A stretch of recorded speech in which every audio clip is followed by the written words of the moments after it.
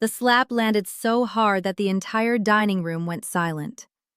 1 second earlier, my family had been laughing over Thanksgiving dinner. The next, my sister's hand had struck my face so hard that my head snapped sideways. The fork slipped from my fingers and clattered against my plate.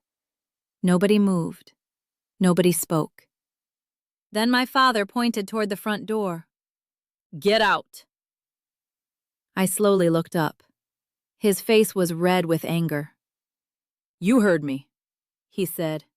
"Get out of my house and don't ever come back."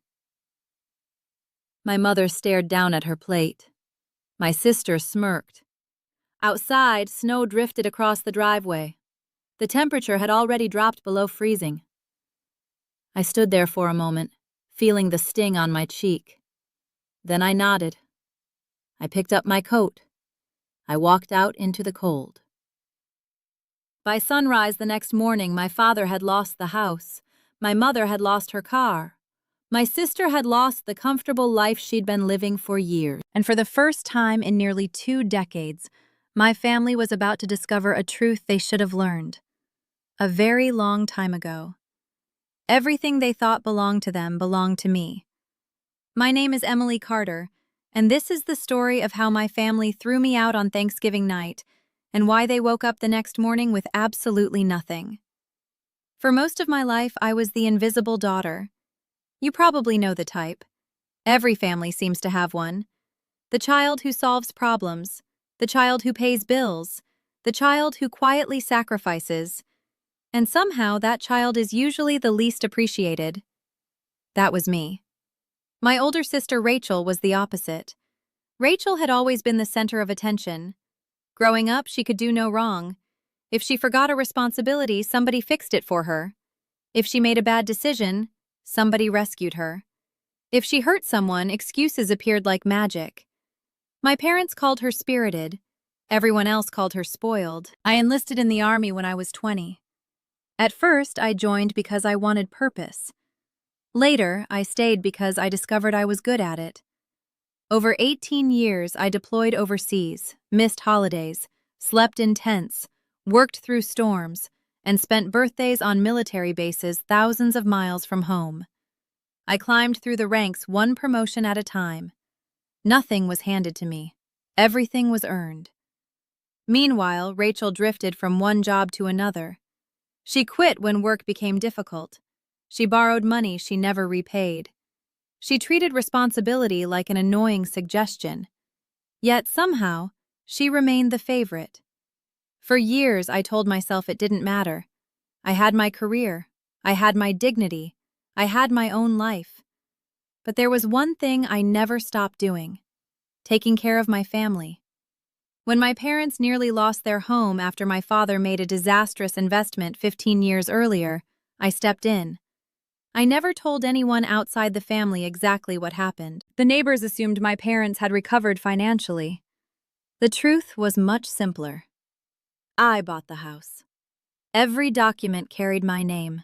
Every mortgage payment came from my account. Every property tax bill, every insurance payment, every repair, the roof, the furnace, the plumbing, me. All of it. But I never made a big announcement. I didn't want gratitude. I just wanted my parents to be safe. Eventually, I also purchased 2 vehicles, one for my father, one for my mother. The titles were in my name. The insurance policies were in my name. The maintenance plans were in my name. Again, I never mentioned it. I simply handed them the keys. Use them as long as you need. That was years ago. The arrangement became normal. Normal is dangerous. People stopped seeing gifts as gifts. They start seeing them as rights. By the time this story began, my family had completely forgotten who was paying for everything. Or perhaps they never cared enough to notice. Thanksgiving arrived on a cold Thursday afternoon. I had driven 3 hours from Fort Liberty after finally securing a few days of leave. The house looked beautiful. Warm yellow lights glowed through the windows. The smell of turkey drifted through the air. For a moment, standing on the porch, I allowed myself to feel hopeful. Maybe this year would be different. Maybe we could enjoy one peaceful holiday. I should have known better. Dinner started normally enough.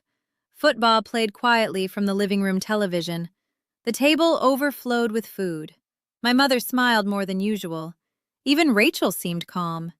For almost 30 minutes, everything felt surprisingly pleasant. Then the conversation shifted. One of Rachel's friends had recently gotten engaged. My mother commented on it. Rachel immediately turned toward me. "So, Emily," she said, smiling in that way she always did when trouble was coming. "Still single?" I shrugged. "Still happy?" A few people laughed. Rachel didn't. "You know," she said, taking a sip of wine, "at some point, happiness isn't the issue." I knew where this was heading.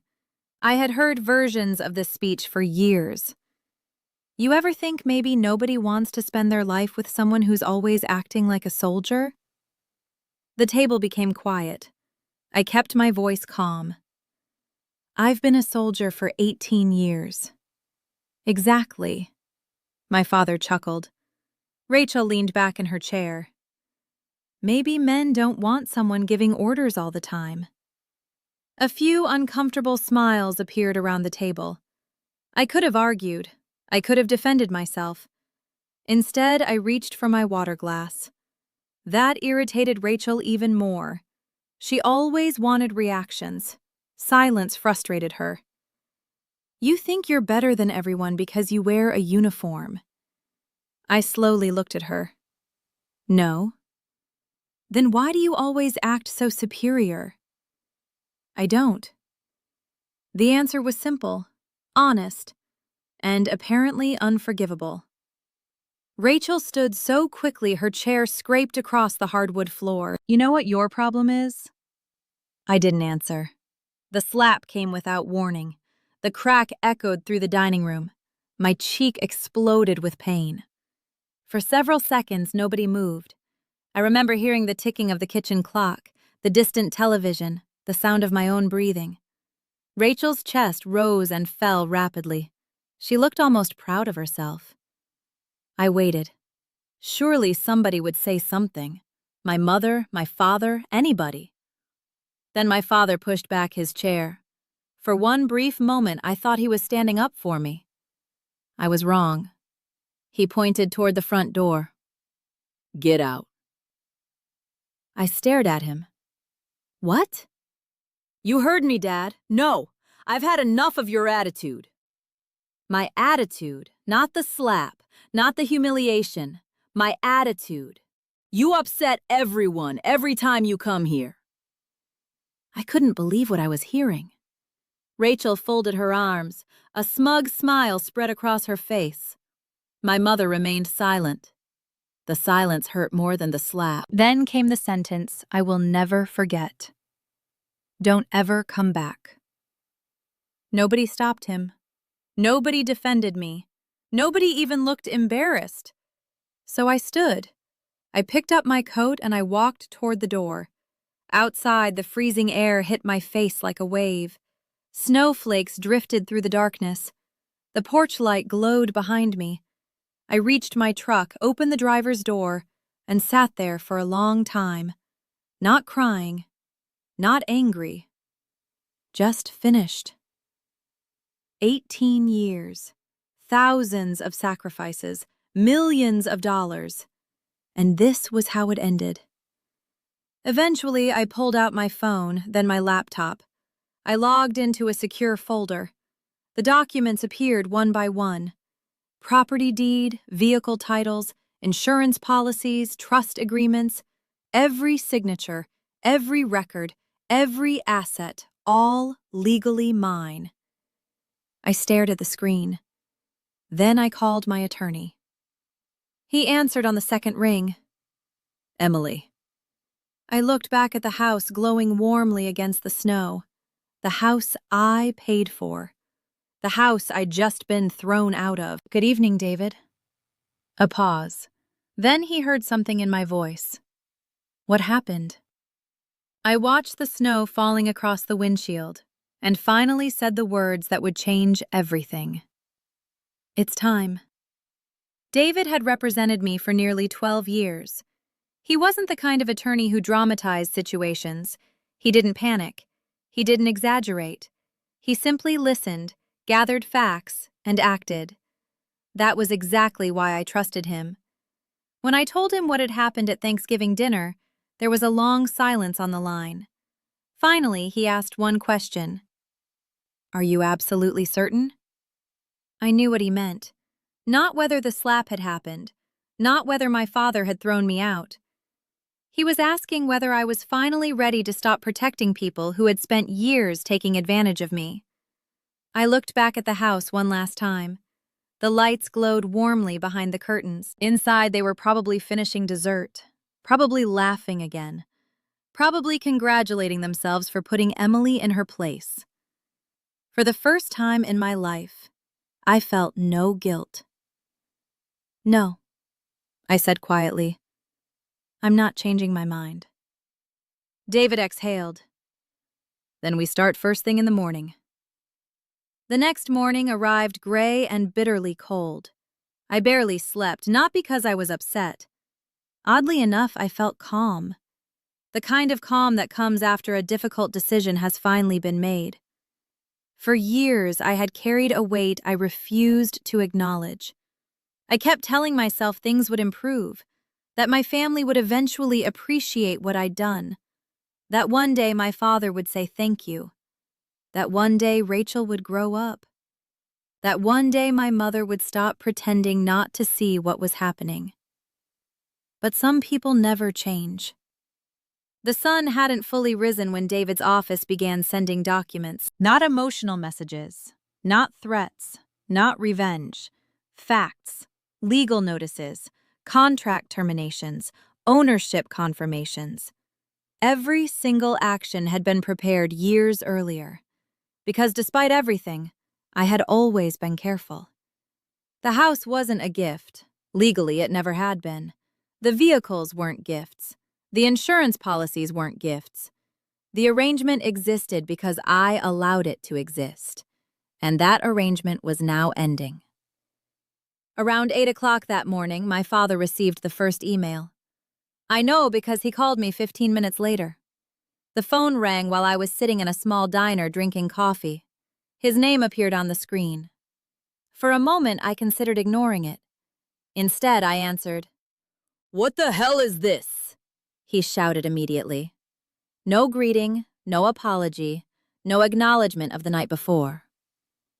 "Just anger." I stirred my coffee slowly. "What are you referring to?" "The notice." "What notice?"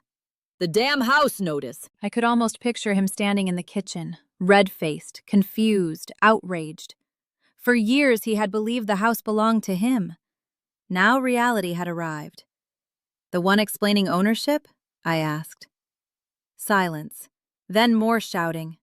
"You can't do this!" "I can. This is our home." "No," I replied. "It's my home." The silence that followed lasted several seconds. For the first time, I think he realized I wasn't bluffing. Then he switched tactics. "You're overreacting." I nearly laughed. A strange thing happens when people lose control. They suddenly become experts in moderation. They commit the offense, then they tell you your response is too extreme. "Am I?" I asked. "It was one argument." "It wasn't one argument. You know what I mean?" "No," I said. "Actually, I don't." He became quiet. I continued. "It wasn't one argument. It wasn't one slap. It wasn't one holiday. It was 18 years. His breathing grew heavier. Then he said something that perfectly summarized our relationship.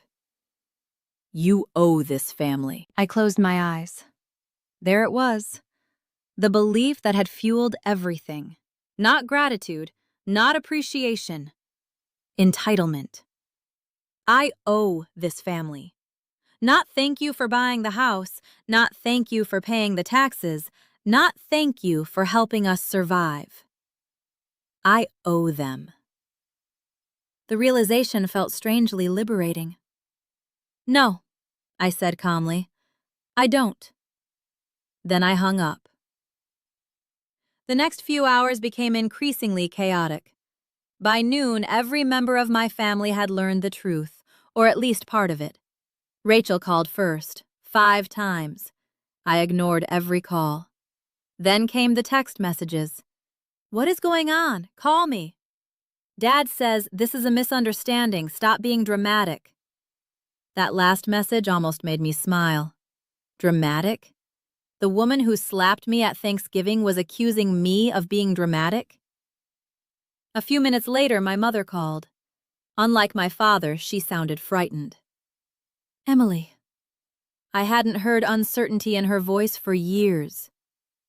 "Yes, your father says the house. It belongs to me." She didn't respond immediately. "Since when?" I stared out the diner window. Snow covered the sidewalks. People hurried through the cold carrying shopping bags. Normal life continued. Meanwhile, my family was discovering the foundation beneath their lives had never been what they believed. "Since 15 years ago." Another silence. "You never told us." That statement surprised me. Not because it was inaccurate, because it ignored reality. I had told them more than once. They simply never listened. Years earlier, when documents needed signatures, I'd explained everything. When insurance paperwork arrived, I'd explained everything. When tax forms appeared, I'd explained everything. But they never paid attention. They assumed details didn't matter. Now details mattered very much. "I did tell you." Her voice grew smaller. Oh, that single word carried more weight than an entire conversation, because deep down she knew I was right. By mid-afternoon, David called with updates. Everything was proceeding exactly as expected. The property occupancy agreement had been terminated. Vehicle usage permissions were being revoked. Insurance coverage would end according to schedule. Every action complied fully with state law. No shortcuts, no loopholes, no revenge tactics, just ownership rights. As the day continued, memories surfaced unexpectedly. Moments I hadn't thought about in years. The Christmas I spent overseas while paying for repairs on their house. The birthday I missed because my father needed help covering a financial mistake. The vacation I canceled because Rachel couldn't pay rent. Thousands of small sacrifices. Thousands of little choices. Each one made out of love or what I believed was love.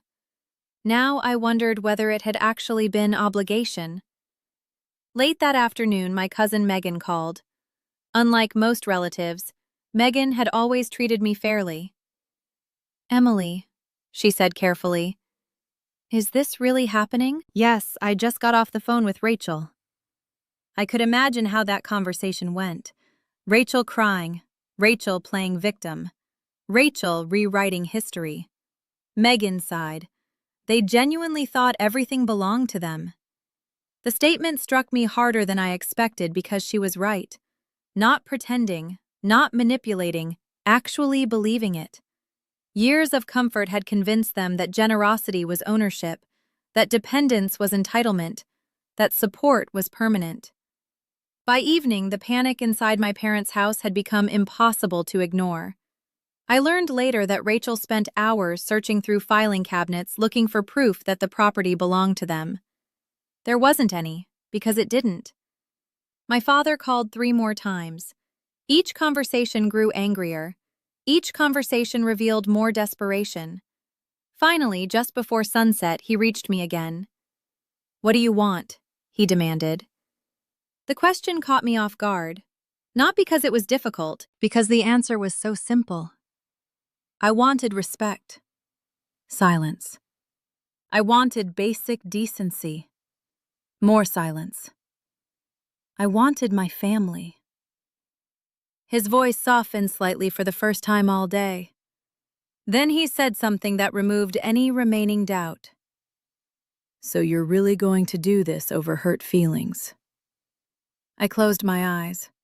After everything, After 18 years, after the slap, after being thrown out, after all the sacrifices, he still didn't understand. He thought this was about feelings. It wasn't. This was about consequences, and consequences had finally arrived. I looked out at the darkening sky, then answered quietly, "I'm doing exactly what you told me to do." "What?" "You told me to leave." A long pause followed. Then I delivered the sentence that finally ended the conversation. "You said never come back." And for the first time since Thanksgiving dinner, my father had absolutely nothing to say. The first week after Thanksgiving felt less like a family dispute and more like watching a building collapse in slow motion. Not because I was actively trying to destroy anyone. I wasn't. In fact, most of my days remained surprisingly ordinary. I went back to work. I attended meetings. I reviewed reports. I exercised before dawn. Life continued. The difference was that I had stopped carrying other people on my back. And apparently, my family had forgotten how to stand on their own. The first major shock arrived 3 days after Thanksgiving. The SUV my father had driven for nearly 8 years was collected by a recovery service legally, professionally, exactly as outlined in the paperwork. My father was furious. According to several relatives, he stood in the driveway screaming while the vehicle was loaded onto a transport truck. The neighbors watched from their windows. For years, he had proudly referred to it as his vehicle. Now, he was discovering otherwise. The second vehicle disappeared the following afternoon. My mother's sedan, the same car she drove to church every Sunday. The same car she'd use to visit friends, go shopping, and attend family events. She cried when it left. That part bothered me more than I expected. Not because I regretted my decision, because my mother had always been the complicated one. She wasn't cruel the way Rachel could be. She wasn't aggressive like my father. Her greatest flaw was silence. She watched injustice happen and convinced herself that avoiding conflict made her innocent. It didn't, but it made everything more complicated. 3 days later, another reality arrived. The automatic payment stopped. No more vehicle insurance. No more supplemental utility assistance. No more emergency household account. No more quiet financial safety net. For years, I had been covering expenses they barely noticed. Now those expenses suddenly became visible. The phone started ringing constantly, not from my parents, from relatives, aunts, uncles, cousins. People who had never once asked how I was doing suddenly felt compelled to offer opinions. Most conversations followed the same pattern. "Maybe you've made your point." Or, "Their family." Or my personal favorite, "You only get one father." Funny how nobody ever said you only get one daughter. One afternoon while driving back from the base, I received a call from my Aunt Linda. She had always considered herself the unofficial referee of family conflicts. "Emily," she began carefully, "don't you think this has gone far enough?" I smiled despite myself. How far is far enough? A pause. "Well, no, really." She struggled to answer because there wasn't an answer. Everyone wanted forgiveness. Nobody wanted accountability. Finally, she sighed. "Your father is under a lot of stress." I nearly laughed. For 18 years, I'd watched my father's stress become everyone else's responsibility. The bills, the mistakes, the consequences. Someone else always absorbed the impact. Usually me. I was under a lot of stress when he threw me out. Linda became quiet. Eventually, she changed the subject. That happened often. Truth makes people uncomfortable, especially when they're accustomed to benefiting from lies. But the real explosion came the following week. Rachel showed up at my house. I hadn't spoken to her since Thanksgiving. I honestly hadn't planned to. The doorbell rang shortly after noon on a Saturday. I wasn't expecting visitors. When I opened the door, Rachel stood on the porch. For a moment, I barely recognized her. Not because she looked different physically, because her confidence was gone. Gone was the smug smile, gone was the superiority. Gone was the certainty that somebody else would solve her problems. Her eyes were red, her makeup was smeared, and for the first time in her life, she looked scared. "What do you want?" I asked. She pushed past me before I could stop her. Typical Rachel. Boundaries had never meant much to her. She marched into the living room, then turned around. "You've lost your mind." I closed the door. "No, you're destroying Mom and Dad." "No, then what do you call this?" I folded my arms. "The consequences of their actions." Her face twisted with frustration. It was one argument. There it was, the family narrative. Reduce everything, minimize everything. Pretend the final event is the only event. It wasn't one argument, Emily. It wasn't one argument. My voice remained calm. Years in the army had taught me something important. The calmest person usually controls the room. Rachel hated that. "You got slapped." She threw her hands into the air. "So what?" I stared at her. She realized what she'd said only after the words left her mouth. But it was too late. So what? Not, "I'm sorry." Not, "I was wrong." So what? Years of entitlement condensed into 2 words. I slowly nodded. "Thank you." Her forehead wrinkled. "For what?" "For finally being honest?" Rachel looked confused, I continued. "Because that's exactly the problem. What you think hurting people doesn't matter?" Her mouth opened, then closed. For once, she had no comeback. The silence stretched between us. Then something unexpected happened. A memory surfaced, one I hadn't thought about in years, my 18th birthday. I had received acceptance paperwork for military training. I remember sitting at the kitchen table, excited and terrified. My father barely looked at it. Rachel had just gotten into trouble again. The entire evening revolved around her, not me, her. Then another memory. My first deployment. Nobody came to the airport. Rachel needed help moving apartments. My parents chose that instead. Then another, and another, and another. Thousands of moments. Not dramatic enough to tell stories about individually, but together they formed a pattern. A lifetime of being second. Rachel interrupted my thoughts. "You're being cruel." That almost made me laugh. Cruel. The woman who slapped me, the family who threw me out, the people who spent years benefiting from my sacrifices, now I was cruel? No, Rachel. I looked directly into her eyes. For the first time in my life, I'm simply stopping. She stared at me. What does that mean? It means I'm done rescuing people who wouldn't rescue me. For several seconds, neither of us spoke. Then her expression changed. Fear replaced anger. Real fear. The kind that appears when someone realizes the safety net is gone. I can't afford this. There it was. The truth, not guilt, not regret. Money. I waited. Eventually, she continued. The apartment account. I blinked. What about it? Her face palled. The emergency account. I had almost forgotten about it. Years earlier, I'd created a separate fund for family emergencies, medical bills, unexpected repairs, temporary assistance. Rachel had quietly treated it like a personal backup account for years. David had closed access after Thanksgiving.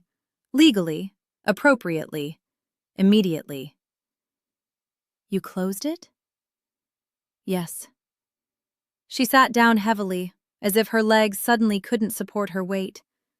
For the first time, I saw genuine panic. Not performance, not manipulation. Panic. Because Rachel was finally confronting adulthood.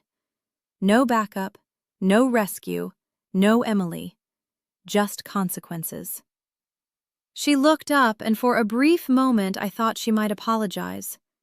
Instead, she whispered, "What am I supposed to do now?"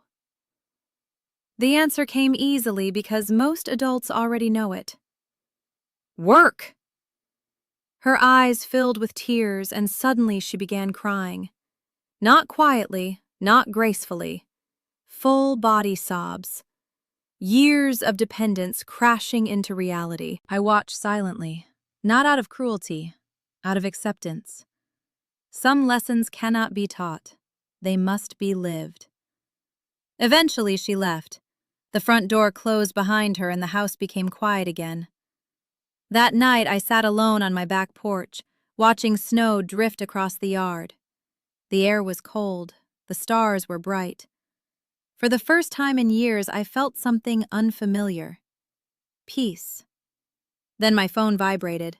A text message from my mother. Only 4 words. "We need to talk." I stared at the screen for a long moment. Something about the message felt different. Not demanding, not manipulative, not defensive. Just tired. Very tired. And deep down, I knew something had changed.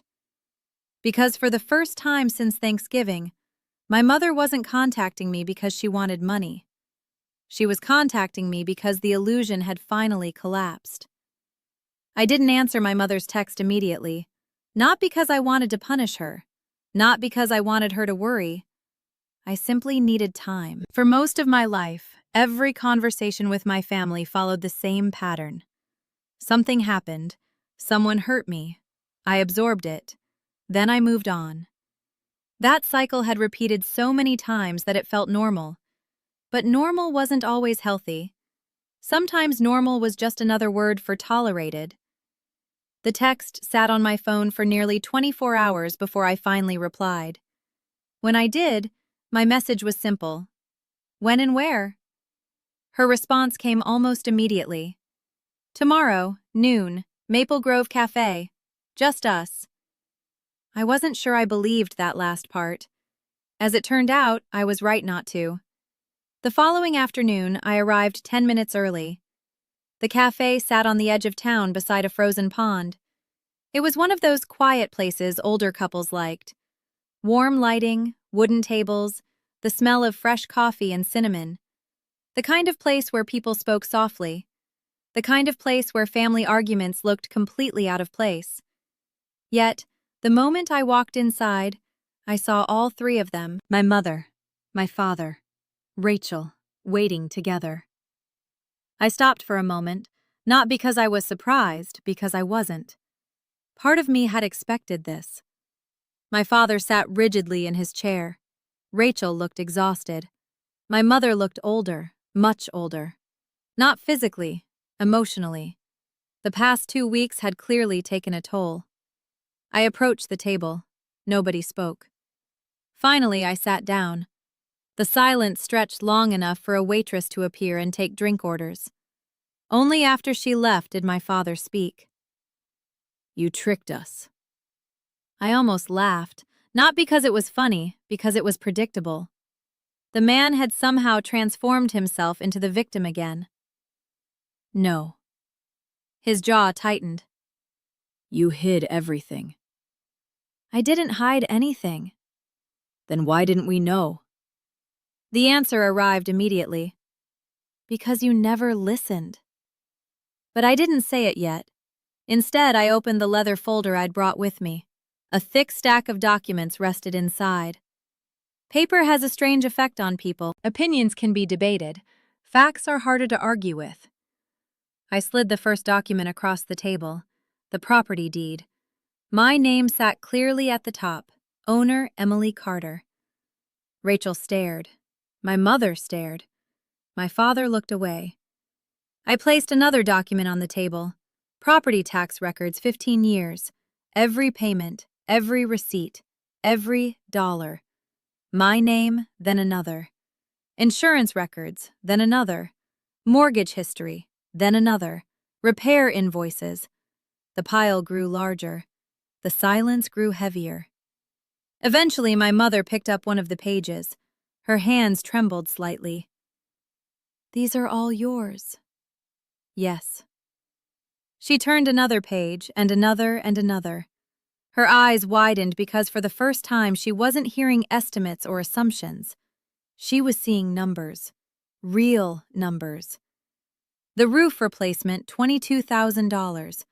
The furnace replacement, $9,000.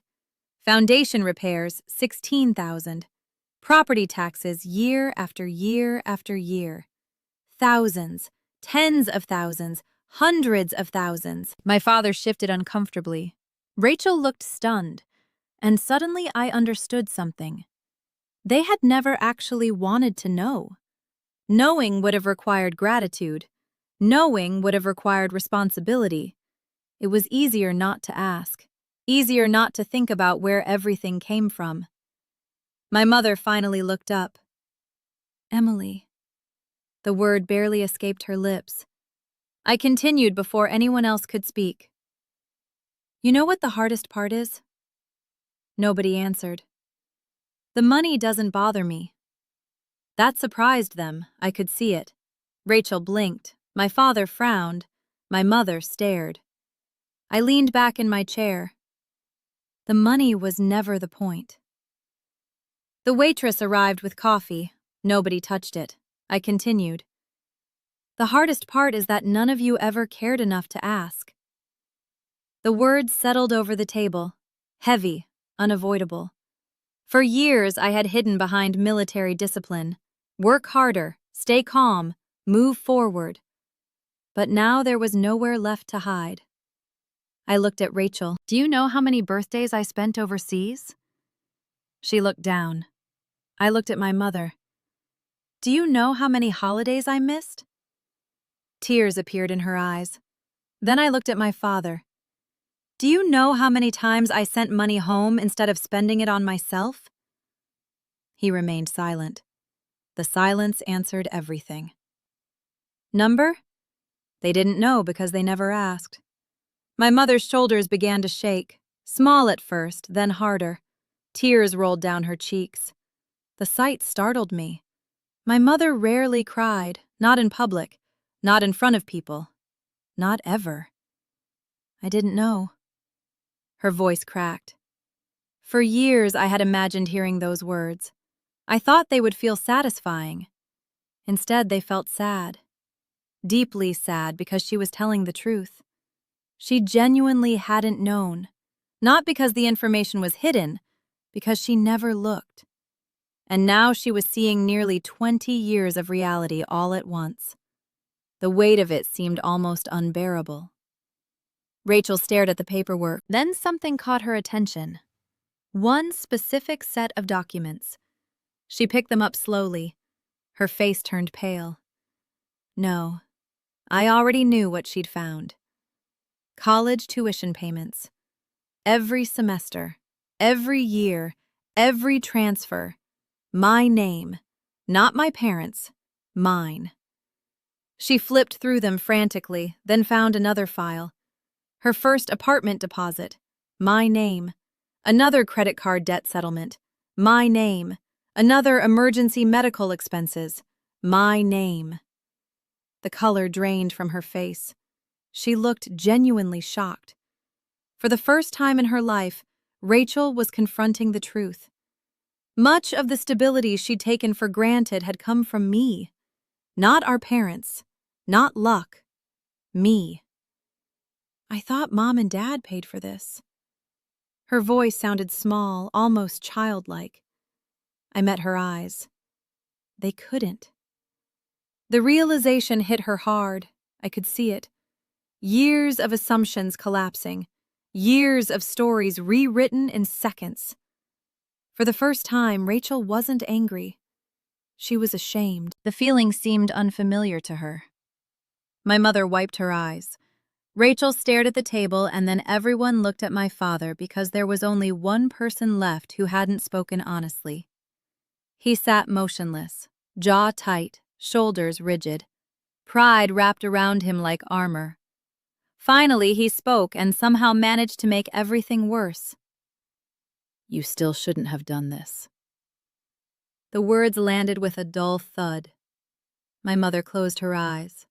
Rachel looked horrified. Even the waitress seemed uncomfortable as she passed nearby.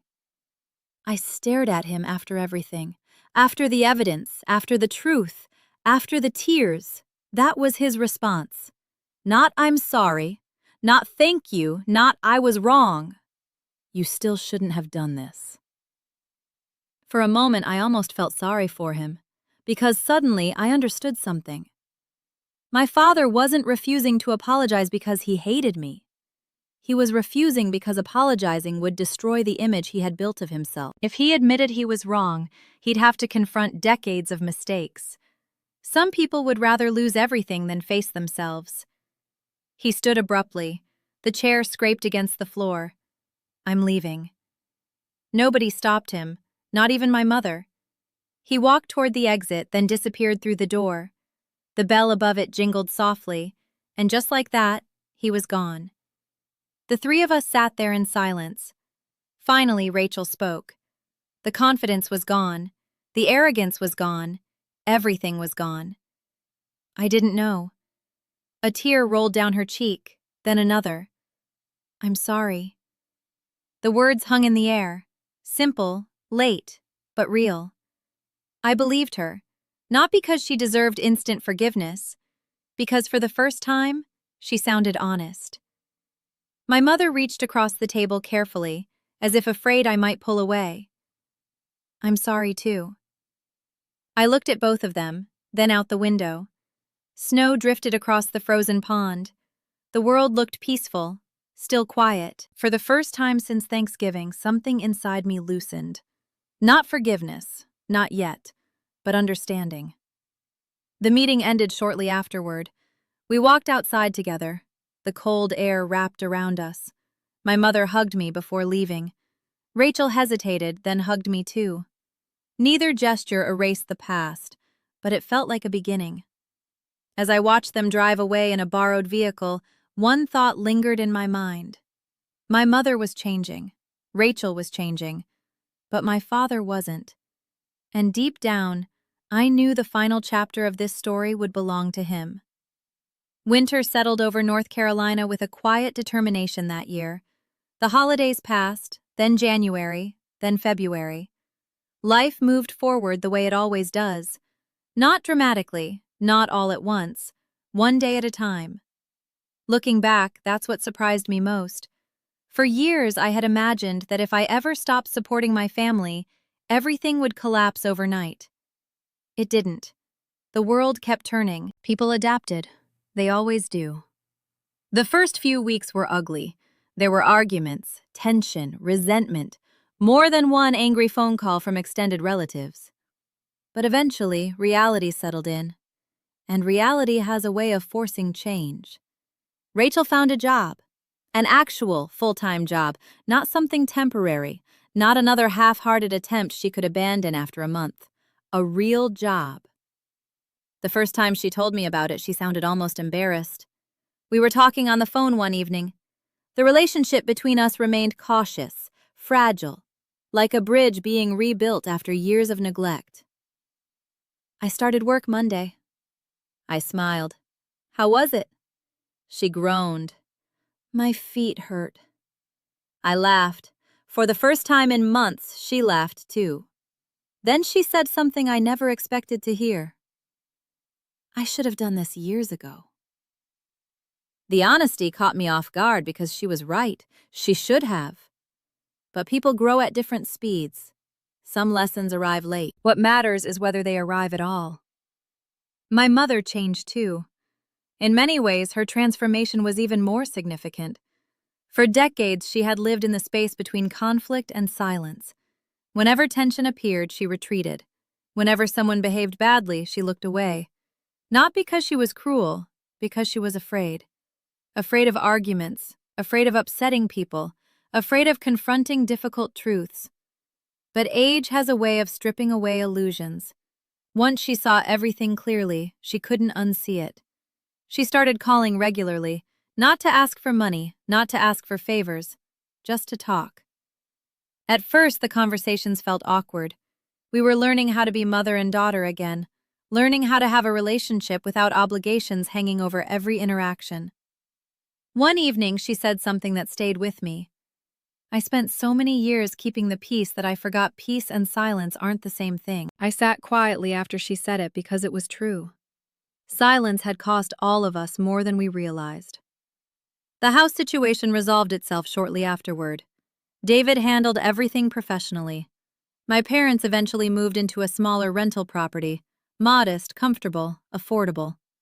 For the first time in years, they were living within their actual means, not within mine. And despite all the drama, something unexpected happened. They survived. The world didn't end. The sky didn't fall. They adjusted, which only reinforced something I'd been learning throughout this entire ordeal. People are often far stronger than they pretend to be. Sometimes dependence becomes a habit, not a necessity. But one person refused to change. My father. At first, he doubled down. He blamed me. He blamed lawyers. He blamed paperwork. He blamed circumstances. Everyone except himself. Months passed without meaningful contact. Occasionally, I heard updates through relatives. He was angry, still convinced he had been wronged, still refusing responsibility. Eventually, I stopped expecting anything different, and strangely enough, that brought peace. One of the hardest lessons adulthood teaches is that not everyone gets a redemption arc. Some people choose pride over healing, again and again, no matter the cost. By early spring, nearly 4 months had passed since Thanksgiving. The snow had disappeared. Trees were beginning to bloom. The air felt lighter. One Saturday afternoon, I was working in my backyard when I heard a vehicle pull into the driveway. I looked up. A pickup truck sat near the curb. The driver remained inside for several seconds. Then the door opened. My father stepped out. For a moment, I simply stared because he looked different. Older. Not physically older. Life older. The kind of aging that happens when reality finally catches up. His shoulders seemed lower, his movement slower, his confidence diminished. I set down my gardening gloves. Neither of us spoke as he approached. When he finally stopped a few feet away, the silence felt enormous. I waited. So did he. The man who had never struggled to express anger now seemed unable to find words. Finally, he looked away, then back at me and quietly said, "I owe you an apology." I didn't respond immediately. Not because I wanted to make him suffer, because I genuinely wasn't sure I would ever hear those words. The wind moved softly through the trees. Birds chirped somewhere nearby. The world felt strangely still. My father swallowed, then continued. I was wrong. Just 4 words. 4 simple words. Yet they carried more weight than any speech. More weight than any excuse, more weight than any explanation. Because for the first time in my life, my father wasn't defending himself. He wasn't blaming someone else. He wasn't rewriting history. He was telling the truth. I studied his face, the lines around his eyes, the exhaustion, the regret. And suddenly I realized something important. The punishment had never been losing the house or the cars or the money. The punishment had been seeing himself clearly, maybe for the first time. His voice cracked slightly. I should have protected you that night. I felt something tighten in my chest. Not anger, not resentment. Grief. The grief of hearing the right words years too late. You should have. He nodded. A tear appeared in his eye. The sight stunned me. I had seen my father angry, proud, frustrated, determined. I had never seen him cry. I failed you. The words barely escaped his lips. And in that moment, I believed him. Not because he suddenly became a perfect man, not because everything was fixed, but because truth finally stood between us, naked and unavoidable. For a long time, neither of us spoke.